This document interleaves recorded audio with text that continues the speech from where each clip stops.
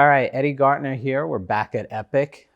Today we're going to be talking about a topic that really, before I even started in this industry of helping people with their finances, I started reading some books on it, and these really help to, help my mindset and make me think about things in a way that wasn't naturally taught in society. So today we're going to get into what I think are the best books to read on financial freedom.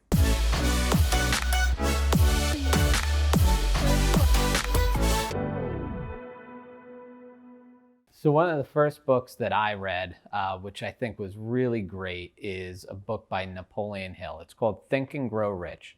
And you may have heard of this book. I believe there's probably like 15 million copies of this book that were sold. But one of the great things that I found in there is it really speaks to somebody's mindset and how important that is to building your wealth. What Napoleon Hill did is he went in and he interviewed a lot of very rich people. One of the people that inspired him to write this book was Andrew Carnegie, right? And Andrew Carnegie asked him to go out and interview all these wealthy people and find out what was the thing that made them wealthy. And for Napoleon, what he found was that really it comes down to a person's mindset. And that mindset is the key foundation to starting everything when trying to build wealth. The second book on my list is Rich Dad, Poor Dad by Robert Kiyosaki. I believe this came out in the later 90s, I think 1997. This one, I think I might have been maybe 19, 20 years old at the time. And when I first read this book, I didn't really quite grasp everything that was going on in it. But as I moved back later through life and looked at a lot of these things, one of the things that Robert really talked about was the difference between his actual father, which was his poor dad, and his rich father, which was actually a friend's father. So with Robert's real father, that was the poor dad in the book. And his father, what he says, it was a very, very hard worker. And he worked his entire life, but really didn't amass any sort of fortune. It was his rich dad, his friend's father, who amassed great wealth. And the way that he did that was not by just going to college and just getting a job and working for somebody. He did this by starting his own businesses and having savvy investments. This book really speaks to some of the things that you should look at in your own life when you're wanting to build wealth. Now, the third book by George Clausen is the book called The Richest Man in Babylon. Now, this book was written well back into the 1920s, maybe early 30s. And this book was the first book that introduced to me the concept of pay yourself first. In this book, it chronicles a story from back in Babylon 4,000 years ago, and really talking about a couple things. One was their 7 cures for a lean purse, right? And the 5 laws of gold. And in the 5 laws of gold, what that book talks about is how to protect the wealth that you've built. The 7 cures for a lean purse really boils down to how do I increase the amount of money I have?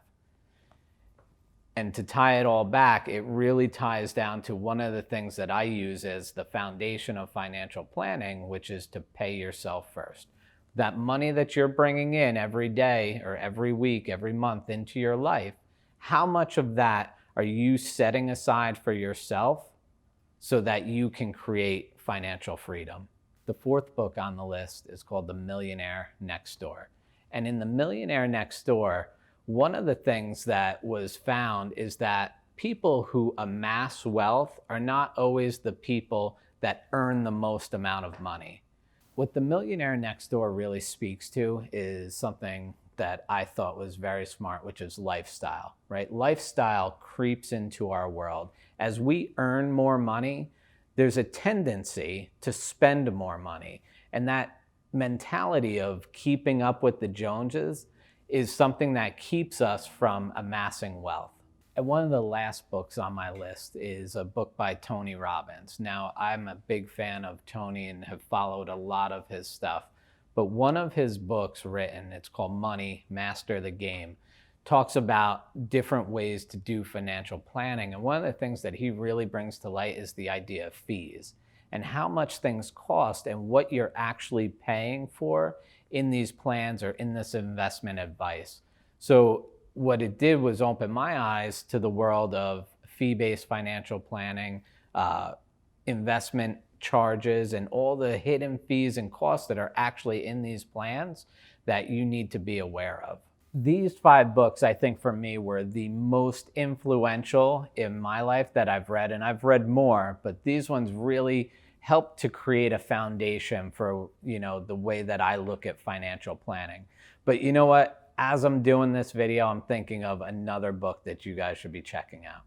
Our partner, Chris Crone, actually wrote a book called The Straight Path to Real Estate Wealth. And what I love about The Straight Path is that Chris basically lays out his entire blueprint of how he created wealth using single-family home real estate.